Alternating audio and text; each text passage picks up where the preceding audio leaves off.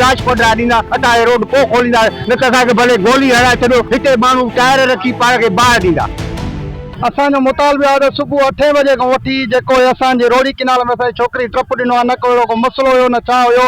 सलाहुद्दीन घुमरे सां बि असां कांटेक्ट कया हो त असांखे ख़्वाब त न लथो आहे। हाणे छोकिरी असांजी 8 बजे खां वठी अञा ताईं काई बि इंतज़ामिया असां राति में न आई आहे, न एसी न डीसी न खेरप जी इंतज़ामिया, न हितो गंबट जी काई बि न आई आहे।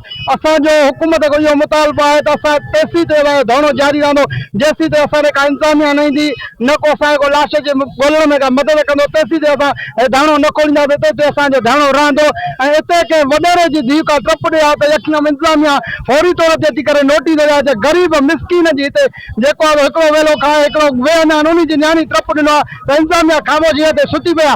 इहो कहिड़ो कानून आहे? हितां जो इहो छा करणु घुरिजे? हाणे असां इहो रोड बंदि कयो, असांजो इहो इंतज़ामिया खे अपील आहे त असां रोड तॾहिं खोलींदासीं जॾहिं असांजी छोकिरी जो लाश लभंदो। सुबुह 8 बजे थोरो घर जे सिलसिले में झगड़ो वग़ैरह पाण में कयूं ऐं 8 बजे ज़रा टप ॾिनो अथई।